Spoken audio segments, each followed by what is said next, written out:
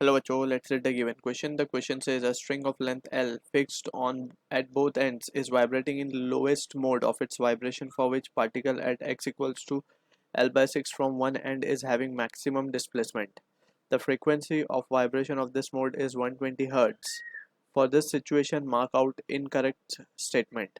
Option 1 given है the particle at x equals to L by 2 will have maximum displacement. Option 2 given है the given mode is second overtone. Option 3 the next higher overtone for which same particle at x equals to L by 6 has maximum displacement is sixth one. Option 4 the next higher overtone for which same particle at x equals to L by 6 has maximum displacement is eighth one. So to understand this question we need to understand about the key concept of string uh, fixed at both end, or we can say just the vibration of string का concept we need to be clear over here. So अगर हम बात करें for string vibrating at both end, so let's say this is the string which is vibrating, तो इसका जो fundamental mode होगा, fundamental mode will be something like this. ये कुछ इस तरीके से वाइब्रेट करेगा. This is the first mode of vibration जिसको हम फर्स्ट हार्मोनिक भी कहते हैं या फंडामेंटल भी फ्रीक्वेंसी कहते हैं. ठीक है. If L is the length so L can be written as lambda by two, because यहाँ पे हमें पता है कि दोनों नोड फॉर्म होंगे एट द एंड.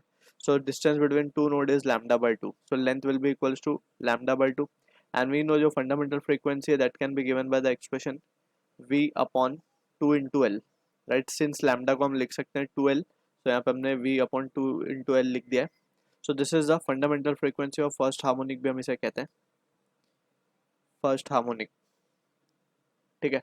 जब हम सेकेंड मोड की बात करते हैं, second mode of its vibration, so उसमें basically we need to be careful के दो एंटी नोड्स फॉर्म होंगे. यहाँ पे जैसे हम देख सकते हैं कि एक एंटी नोड फॉर्म हुआ है तो वहाँ पे दो एंटी नोड फॉर्म होंगे कुछ इस तरीके से दो एंटी नोड्स फॉर्म होंगे यहाँ पे, एंड फॉलोड और we can say consecutive nodes होंगे बीच में. तो यहाँ पे हम देख सकते हैं जो लेंथ अब आएगी, length can be written as lambda by 2 plus lambda by 2 will be lambda just, right? And in this situation n can be written as v by l. अब यहाँ पे अगर हम इसको 2 से मल्टीप्लाई कर दें, so this will be, let's say अगर हम इसको n1 कह देते हैं तो n1 can be written as twice of n. So ये होगा हमारा सेकेंड हार्मोनिक. इसी तरीके से we can have number of harmonics over here. Second harmonic को हम फर्स्ट ओवरटोन भी कहते हैं. ठीक है. सो इस तरीके से we need to be careful. We can just हम लूप्स को देख के ही we can try and answer the question given. ठीक है. सो अब जो हमें क्वेश्चन गिवन है we will try to analyse it. So हमें गिवन है कि एक एल लेंथ की फिक्स्ड है, वो स्ट्रिंग है और वो वाइब्रेट कर रही है इन इट्स लोवेस्ट मोड. अब लोवेस्ट मोड क्या है वो is not been mentioned. First harmonic है, सेकेंड हार्मोनिक है, किस में वाइब्रेट कर रही है that is not been mentioned over here. ठीक है. सो लेकिन एक चीज मेंशन है कि x equals to L by six पे जो पार्टिकल है उसका मैक्सिमम डिस्प्लेसमेंट है. तो चेक करते हैं कि फर्स्ट केस में ऐसा पॉसिबल है क्या. तो फर्स्ट केस में अगर हम देखें तो जो लेंथ होगी वो एल बाई टू होगी. एल बाई टू पे पार्टिकल मैक्सिमम डिस्प्लेस हो सकता है फॉर फर्स्ट केस. या फिर फर्स्ट हार्मोनिक की अगर हम बात करें, फर्स्ट हार्मोनिक अगर हम मान लें कि वो केस फर्स्ट हार्मोनिक का लोवेस्ट वाला, तो वहाँ पे जो x की वैल्यू आएगी वो एल बाई टू आनी चाहिए फॉर मैक्सिमम डिस्प्लेसमेंट. हम यहाँ से जो डायग्राम हमने फर्स्ट केस में बनाया उससे हम देख भी सकते हैं ये चीज. फॉर मैक्सिमम डिस्प्लेसमेंट हम लिख देते हैं यहाँ पे. ठीक है. यहाँ पे हम देख सकते हैं ये जो डिस्टेंस है ये कितना हो जाएगा. ये डिस्टेंस विल बी व्हाट, ये हो जाएगा हमारा L by two. L by two पे ही पार्टिकल मैक्सिमम डिस्प्लेस हो सकता है, ना कि एल बाई सिक्स पे. तो हमें आगे का चेक करना पड़ेगा. It is not the first harmonic. तो अब हम चेक करते हैं सेकेंड हार्मोनिक के लिए. सो सेकेंड हार्मोनिक पे क्या है, कंडीशन ट्रू हो रही है. सो सेकेंड हार्मोनिक के लिए हमने जैसे डिस्कस किया ये केस बनेगा. अब ये केस बनेगा तो यहाँ पे हम स्ट्रेट अवे यही डायग्राम से देख सकते हैं. पूरी लेंथ एल है.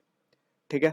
तो ये इतना हो जाएगा एल बाई टू, इतना हो जाएगा अगेन एल बाई टू. तो एल बाई टू का आधा ये कितना हो जाएगा यहाँ पे, क्योंकि मैक्सिमम डिस्प्लेस हो रहा है ये. ठीक है. तो ये हो जाएगा एल बाई फोर. तो ये जो डिस्टेंस आएगा ये हमारा कितना आएगा, एल बाई फोर.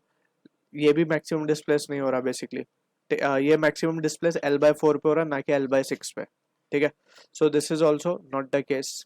यहाँ पे x equals to L by four आएगा फॉर मैक्सिमम डिस्प्लेसमेंट अगेन. ठीक. थर्ड केस चेक करते हैं.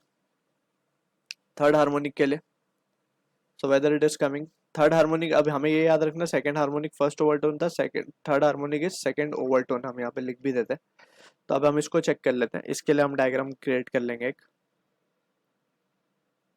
थर्ड हार्मोनिक में 3 एंटाइनोड होने चाहिए, या फिर बेसिकली हम कहें कि 3 लूप्स होने चाहिए।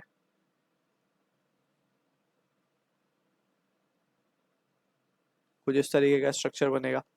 अब यहाँ पे हम देख सकते हैं कि ये डिस्टेंस कितना हो जाएगा, L/3। L/3 का अगर हम आधा देखें तो ये L/6 होगा। L/6 पे पार्टिकल का डिस्प्लेसमेंट मैक्सिमम है, तो yes it is third harmonic, यानी कि जो लोवेस्ट मोड ऑफ वाइब्रेशन दिया है इट इज थर्ड हार्मोनिक या फिर सेकेंड ओवरटोन। ठीक है, तो अब हम ऑप्शंस को देख लेते हैं। The particle at x equals to L/2 will have maximum displacement. अगर हम L/2 की बात करें तो यहाँ पे हम देख सकते हैं L/2 पे तो मैक्सिमम डिस्प्लेसमेंट आ रहा था फर्स्ट हार्मोनिक के लिए, but we have to be careful, ये फर्स्ट हार्मोनिक का केस नहीं है, जो लोवेस्ट मोड है वो है थर्ड हार्मोनिक का केस। तो थर्ड हार्मोनिक पे भी हम देख सकते हैं कि L/2 डिस्टेंस पे, अगर हम देखें L/2 डिस्टेंस पे तो वो भी क्या होगा, वो भी मैक्सिमम डिस्प्लेस होगा। So this is the answer we can say, so ये ऑप्शन तो हमारा करेक्ट है। ठीक है, so this is not the answer. Second option देखें तो the given mode is second overtone. जो कंडीशन हमें गिवन है x इक्वल्स टू L/6 पे पार्टिकल मैक्सिमम है, सो वो कंडीशन किसकी है, थर्ड हार्मोनिक की है या सेकेंड ओवरटोन की है। सो ये ऑप्शन भी हमारा करेक्ट है। इसके बाद वाला पॉइंट अब ऑप्शन हमें चेक करना है, उसमें बोला जा रहा है the next higher overtone for which same particle at x equals to L/6 have maximum displacement is sixth one, यानी कि सिक्स्थ ओवरटोन पे अगेन जो x इक्वल्स टू L/6 पे पार्टिकल है वो उसका डिस्प्लेसमेंट मैक्सिमम है या नहीं, वो अब हमें चेक करना है। So let's try to analyse that. तो अब हम देखते हैं सिक्स्थ ओवरटोन बोला जा रहा है, तो सिक्स्थ ओवरटोन के लिए अब हम देखेंगे। तो सिक्स्थ ओटी मीन्स, यहाँ पे हम देख सकते हैं second harmonic means first overtone, third harmonic means second overtone, तो sixth overtone means seventh harmonic. So seventh harmonic के लिए हम 7 लूप्स बना के चेक कर सकते हैं, या फिर जस्ट अगर हम ध्यान से देखें तो एक loop will corresponds to L/7 हो गया।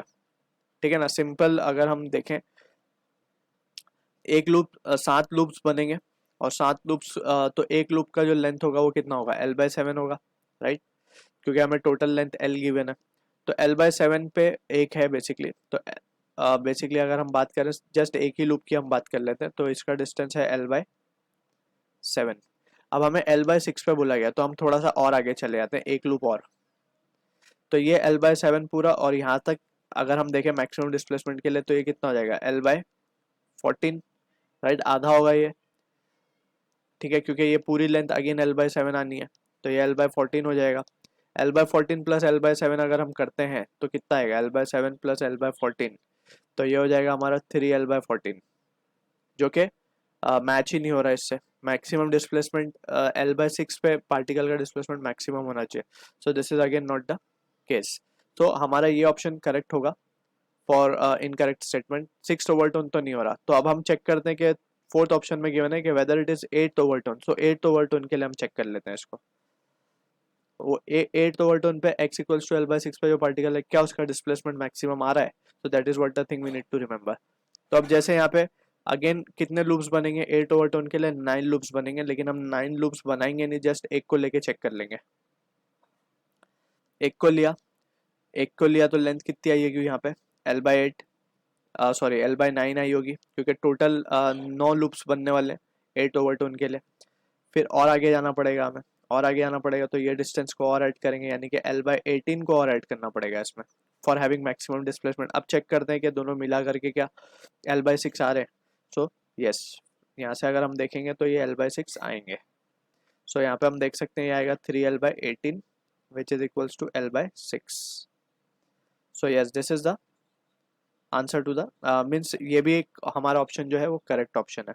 एट ओवरटोन पे भी जो particle x equals to L/6 पे होगा वो मैक्सिमम डिस्प्लेस कर रहा होगा। So this is third is the answer to the question. I hope you understood the solution. All the best.